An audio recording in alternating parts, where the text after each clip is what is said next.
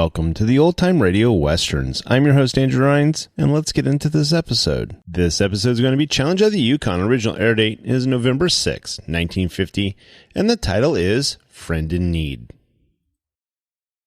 Now, as gunshots echo across the wind-swept, snow-covered reaches of the wild Northwest, Quaker Puffed Wheat and Quaker Puffed Rice, the breakfast cereal shot from guns, present the Challenge of the Yukon.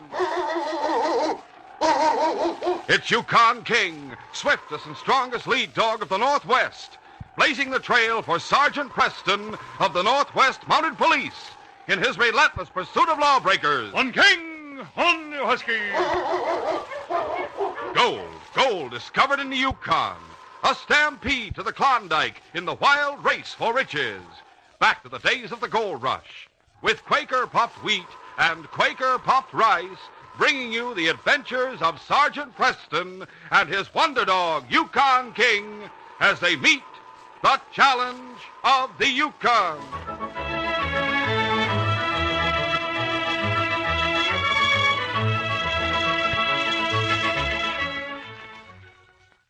Tasting. 1, 2, 3, tasting. Tasting is the test. Pour out a heaping bowl full of delicious, crisp Quaker Puffed Wheat or Quaker Puffed Rice. Top it with milk or cream and fruit. Your mouth waters at the sight. Then take a big spoonful, and what a taste delight.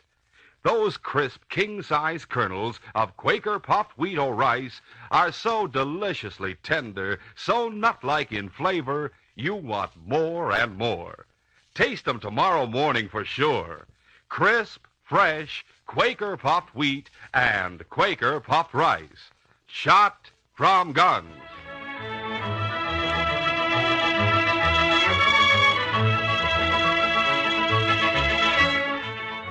Sergeant Preston had many acquaintances among the miners who had staked out claims in the Yukon Territory. And one of his oldest and best friends was an elderly sourdough named Zach Porter, who owned a small mine near Whitehorse. Late one afternoon, the sergeant stopped off at Zach's cabin. As he halted his team, Zach's pretty young daughter, Daphne, came out to greet him. Hello, Sergeant Preston. Hello, Daphne. King, old fella. Goodness, but it's nice to see you two again. How's your father these days? He's terribly worried. Oh, what about? Well, he's in debt. He's afraid he's going to lose the mine. I'm sorry to hear that. Sergeant, won't you stay for supper and try to cheer him up? Well, all right, Daphne. Oh, I'm so glad. Come on inside. Later at dinner, remembering what Daphne had said, Sergeant Preston kept the conversation going along cheerful lines throughout the meal. It wasn't until later, when he and Zach had pulled up their chairs around the fireplace, that he ventured to speak about the mine. Daphne says you're worried about losing the mine, Zach. Yeah, that's a fact, Sergeant. I'm gosh awful worried. Is there anything I can do? I wish there were, but I'm afraid not. Looks like the bank is going to foreclose on me in a couple of days. Well, won't they grant an extension? I don't know, and I don't aim to find out. But Ebenezer Finley's manager of the bank now. You and he are old pals. You used to be partners in the old days before the Klondike Rush. Yeah, that's just it. We used to be partners till we had that falling out 2 years ago. I haven't spoken to Ed Finley since. And I sure don't aim to go crawling on my knees to him now, asking any favors. Oh, Dad, that's silly, and you know it. Just because the two of you got on each other's nerves and had an argument is no... Now, Daphne, you hush up. I don't even want to talk about the ordinary old cuss. And while I think of it, I don't like the idea of you and that nephew of his seeing so much of each other. Dad, Ray has nothing to do with that argument between you and his uncle. How soon do you think you could pay off the loan if the bank did grant an extension? Oh, I could pay it off in 4 or 5 months, right after the spring cleanup. But I don't aim to ask for an extension, so there's no use talking about it. Zach, you're just being stubborn. Of course he's being stubborn, Sergeant. That's what I've been telling him all along. Now, Daphne, I told you to hush up. Well, Zach, just what do you intend to do if you don't ask for more time to pay back that loan? Well, the bank will foreclose on me and take over the mine. That's what'll happen. I'll be in a mighty awkward fix. No two ways about it. Don't you think you owe it to Daphne to do everything in your power to keep that from happening? Well, hang it all, Sergeant.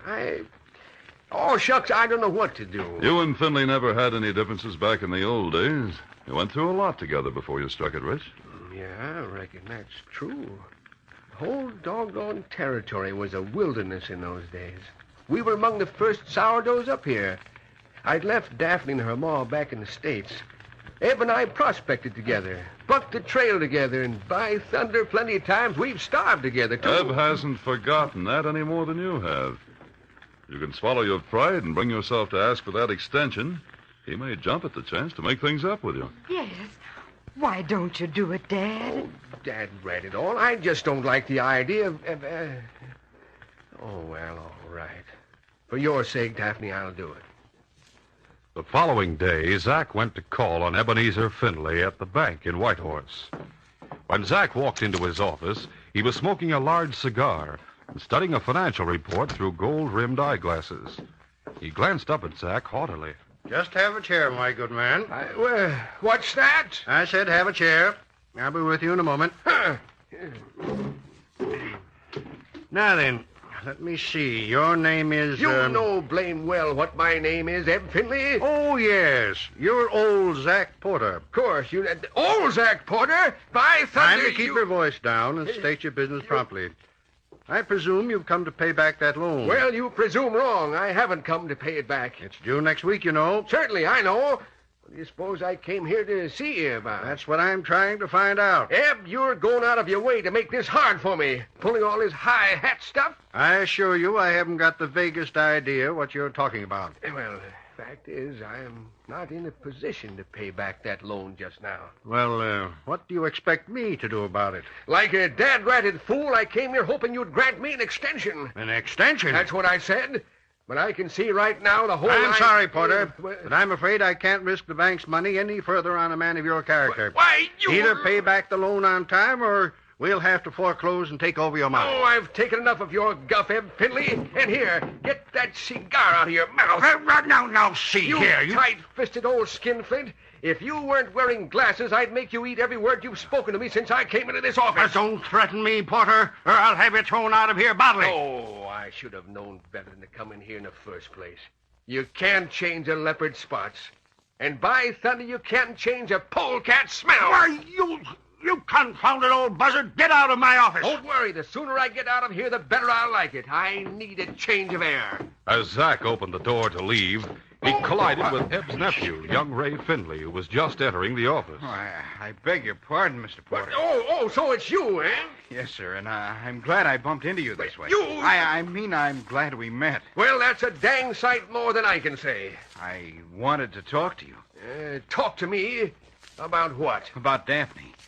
You see, I just proposed to her, and she accepted. Well, that's not... She what? She accepted my proposal, so now I wanted to ask you for your consent. Why, you young whippersnapper, if you think I'd ever let Daphne marry anyone by the name of Finley, you've got another thing coming. But sir, Don't butt me. I not only refuse my consent to the marriage, but from now on I forbid you to see my daughter again. Is that clear? Yes, sir. Now, if you'll stand out of my way, I'll clear out of this skunk's den. Yes, sir. At that same moment, a man in a fur parka with a muffler drawn across the lower half of his face was knocking on the door of a cabin at the outskirts of town. Yeah, what do you want? Oh, wait till I pull down this muffler. There. Elmo. Yeah. It's me, all right, Ronco. Let me inside, huh? Yeah. Come on, hurry up. How in blazes did you get loose? Thought the constable was taking you to jail up in Dawson City. He was, but I managed to slug him and break away night before last. Oh, you fool. What'd you come here for? He's probably on your trail right now. Ah, don't worry. I knocked him out and swiped his team. It'll be at least 24 hours before he can hope to get back here to Whitehorse. Yeah? And then what happens? By the time he gets here, I'll be on my way back to the border with a fortune on my sled. A fortune on your sled? That's right. And I'm willing to cut you in on the deal. Just wait till I get off this parka, and I'll tell you all about it. A few moments later, after Calmore had removed his parka and muclucks, the two men pulled up chairs around the crude pine plank table. All right. Now let's hear this deal you're talking about. When Ebenezer Finley had me arrested for embezzling money at the bank, I swore I'd get even with him. Yeah. So what about it? Well, I figured out a way to get revenge on him and Rob the bank in the bargain. And just how do you figure on doing all that? Listen, Finley has a key to the bank, and he knows the combination to the vault. So? So we'll go to his house tonight, pull a gun on the old buzzard. We'll throw a scare into him and force him to tell us the combination to the vault. Keep talking. Soon as we get the combination, we'll tie him up, take the key, go clean out the bank. Then we'll go back to Finley's house and kill him. That way I'll have my revenge, and there'll be no witnesses left to connect you with the crime. It's a mighty slick scheme, Gilmore. Just one thing you've forgotten. Such as what? Finley don't live alone. His nephew lives with him. Or were you planning on killing him, too? There's no need of that. I know a thing or two about that nephew of Finley's. I've got it all figured out how we can get him out of the way. Now, here's what I've got in mind. We'll continue our adventure in just a moment.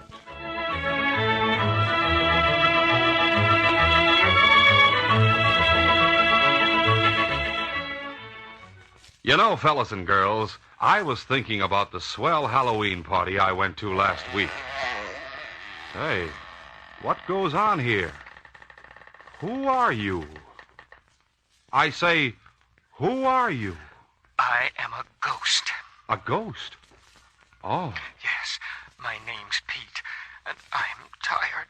Oh, so tired. I thought you looked a bit pale. Well, I've been busy lately, on the go, what with Halloween and haunting houses and things. Oh, I'll bet you're tired. I'm hungry, too, real hungry.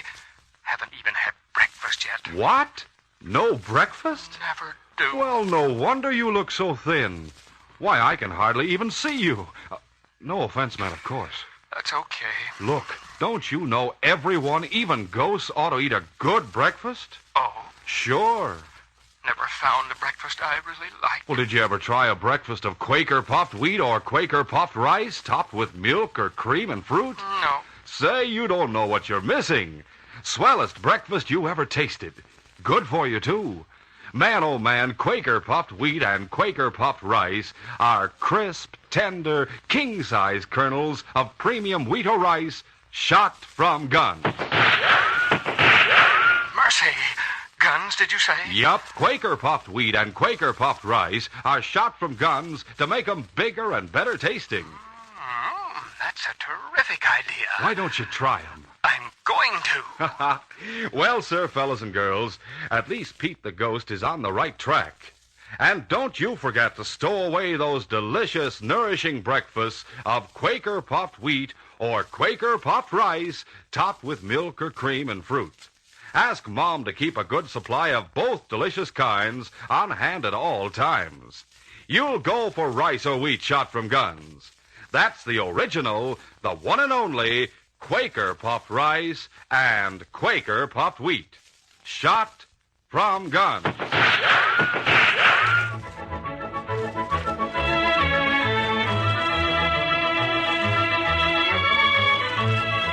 Now to continue. Following the unpleasant scene that had taken place at the bank, Ray Finley went to Sergeant Preston and asked him to intercede between Eb and Zach. And so late that afternoon, the sergeant dropped around to Eb Finley's office at the bank.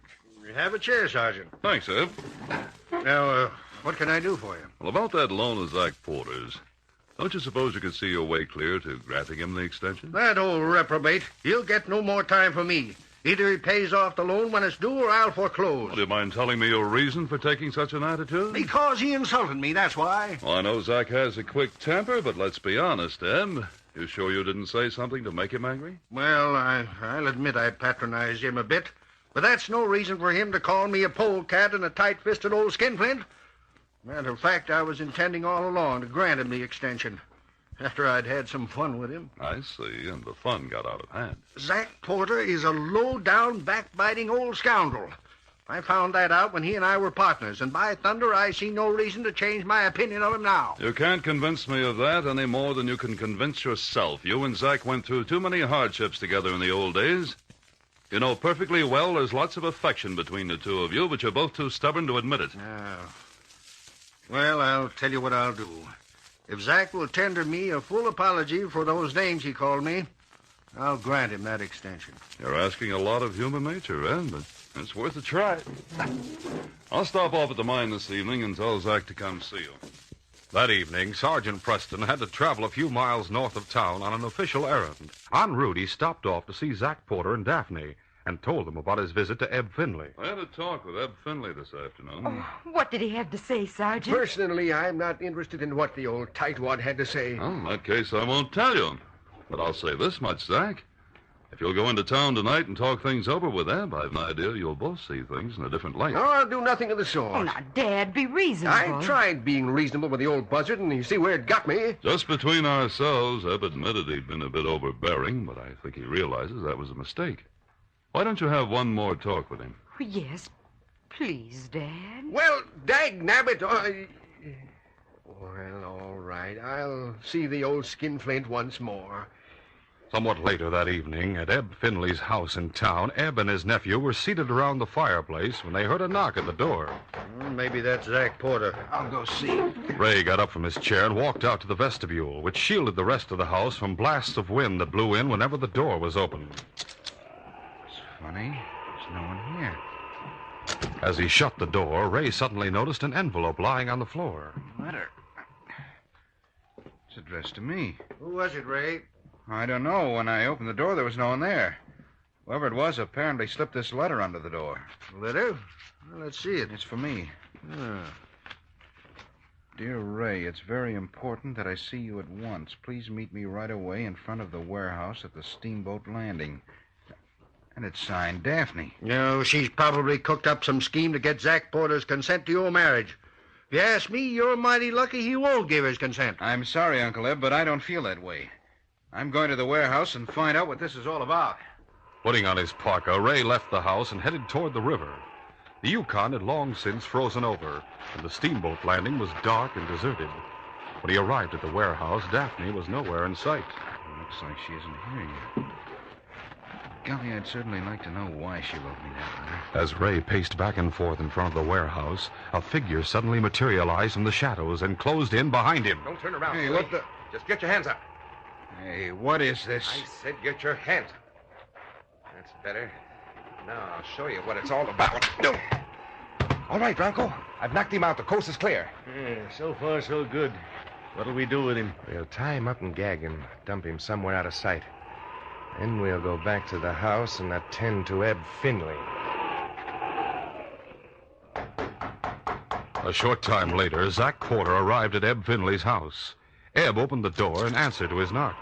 Oh, it's you, Porter. I reckon you know my face by now. It hasn't improved any, if that's what you mean.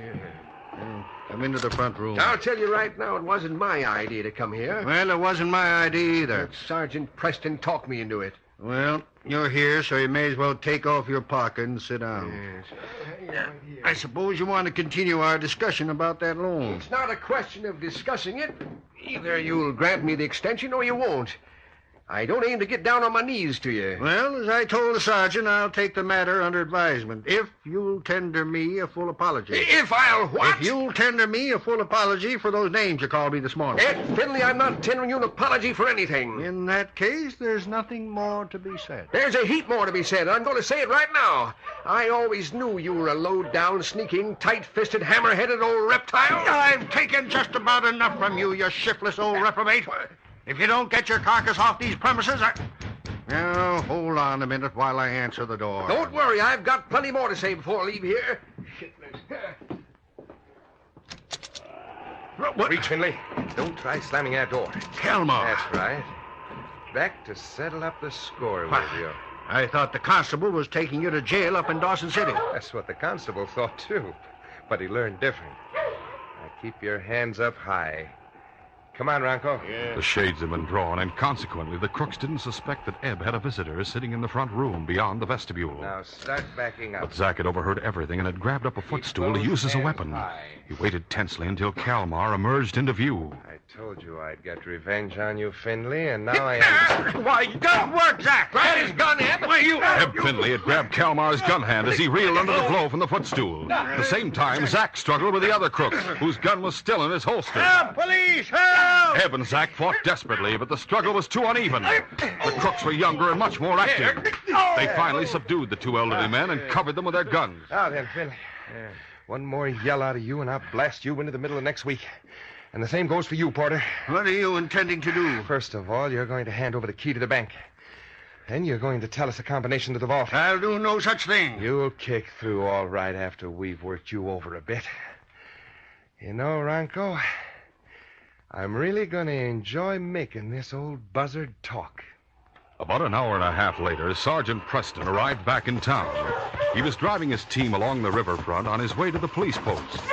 As he passed the warehouse at the steamboat landing, King suddenly halted and then veered off into the shadows on one side of the building. What's wrong, fella? Find something? All right, King, I'll come over and have a look. A moment later, as the sergeant's eyes strove to pierce the darkness, he realized what King had discovered. What?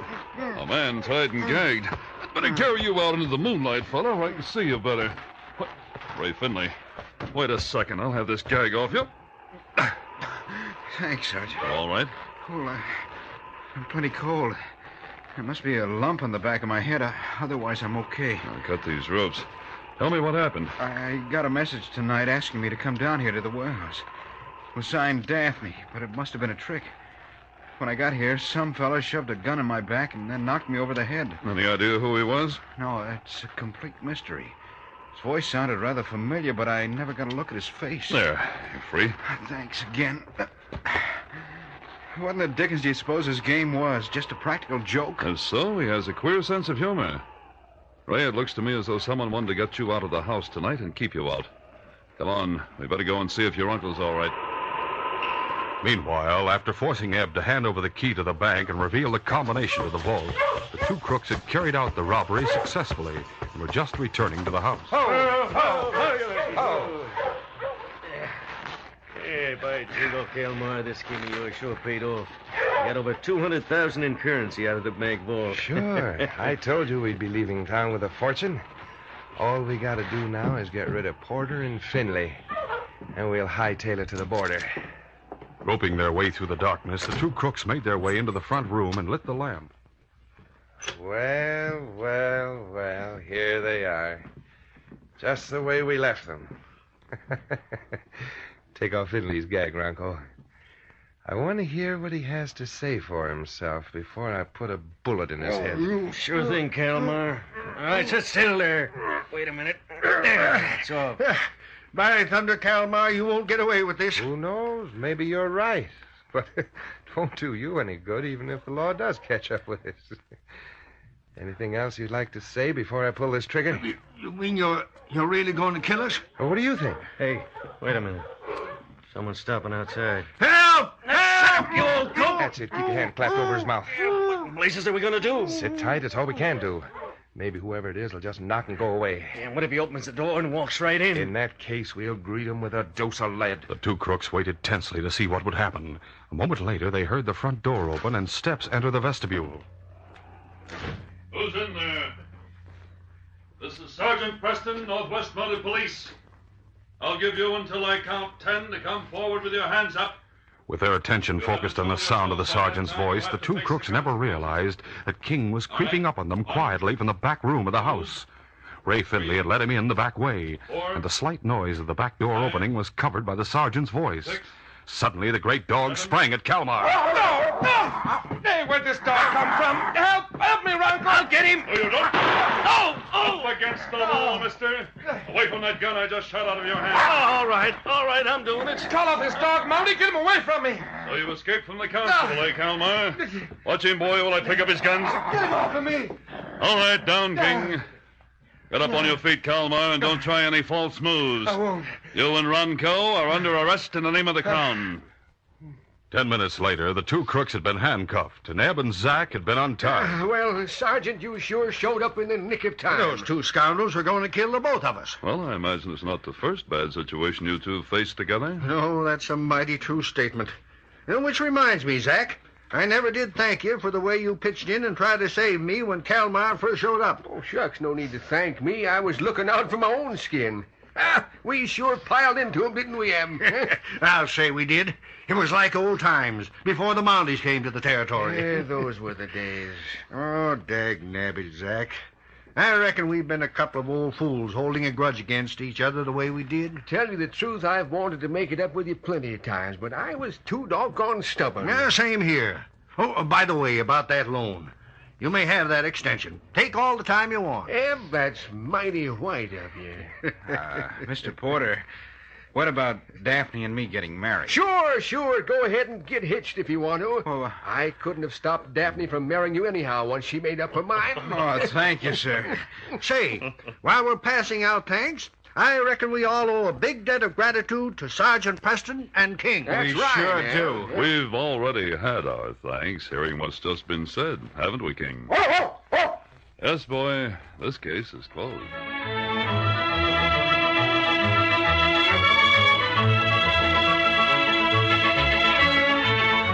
In just a moment, Sergeant Preston will give you a preview of Wednesday's adventure, The Ghost Riders. Take a vote at your house, and I bet you'll find the whole family's choice for a delicious breakfast dish is Quaker puffed wheat or Quaker puffed rice. Mom likes them because they're quick, ready to serve, with milk or cream and sliced bananas or other fruit. The youngsters go for wheat and rice shot from guns because they're exploded up to 8 times normal size. They're extra crisp and tender, full of delicious nut-like flavor. And Dad reaches for the big red and blue package of Quaker puffed rice or Quaker puffed wheat with the picture of the smiling Quaker man because it's such a refreshing breakfast dish. And so nourishing. It gives the whole family extra food values of restored natural grain amounts of vitamin B1, niacin, and iron. It's a deluxe family breakfast. So economical, too. Remember, the original crisp, fresh Quaker puffed wheat or Quaker puffed rice comes only in the large red and blue package. A fine, modern package with a sealed inner lining. That lining serves to doubly protect the flavor and crispness until the moment you pour it into a bowl. For that reason, Quaker puffed wheat or Quaker puffed rice is never sold in bags or bulk. Buy both delicious kinds tomorrow. And now, here is Sergeant Preston. Sergeant Preston reporting, sir. Well, Sergeant, I see you got my message. Yes, sir. I came right over. I'm glad you did, Sergeant. A strange and vicious gang is operating in the vicinity of Selkirk. I want you to go down there as soon as possible. You say strange gang. What do you mean by that, sir? They wear white robes and white hoods every time they strike. It's a dangerous assignment, Sergeant, since they'll stop at nothing. But I want them brought in. I'll take King and leave immediately for Selkirk, sir. Come along, King. According to the reports to headquarters, the Ghost Riders are as vicious as any gang that ever operated in the Yukon. When Sergeant Preston and King try to trail them, it may mean death for one or both. Be sure to hear this exciting adventure Wednesday. These radio dramas, a feature of the Challenge of the Yukon Incorporated, are created by George W. Trendle, produced by Trendle Campbell Enterprises, directed by Fred Flowerday, and supervised by Charles D. Livingston. The part of Sergeant Preston is played by Paul Sutton. They are brought to you every Monday, Wednesday, and Friday at this same time by Quaker Puffed Wheat and Quaker Puffed Rice, the breakfast cereals shot from guns.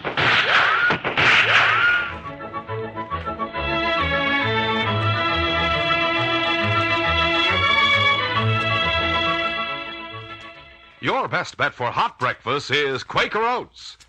The giant of the cereals is Quaker Oats. Delicious, nutritious, makes you feel ambitious. The giant of the cereals is Quaker Oats. Yes, if you want to be a star in sports and school activities, make your hot cereal Quaker Oats. 'Cause Quaker Oats helps grow the stars of the future. You get more growth, more endurance from oatmeal than from any other whole grain cereal. Remember, Quaker and Mother's Oats are the same.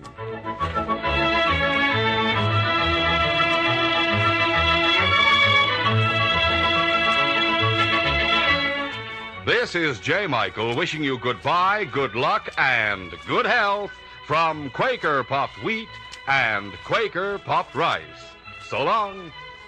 This is the Mutual Broadcasting System.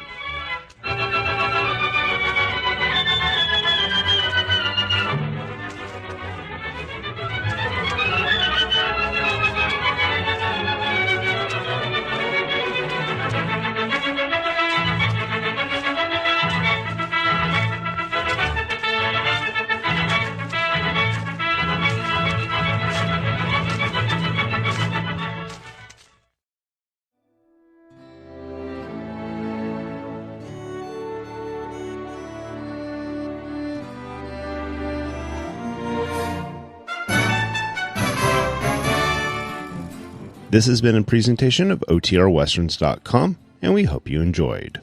Please take some time to like and rate our shows in your favorite podcast application. Follow us on Facebook by going to OTRWesterns.com/Facebook. Subscribe to our YouTube channel by going to OTRWesterns.com/YouTube. And send us an email, podcast@OTRWesterns.com. You can call and leave us a voicemail, 707-986-8739. This episode is copyright under the Attribution Non-Commercial Share Alike copyright. For more information, go to OTRWesterns.com/copyright. Have a great day, and thanks for listening.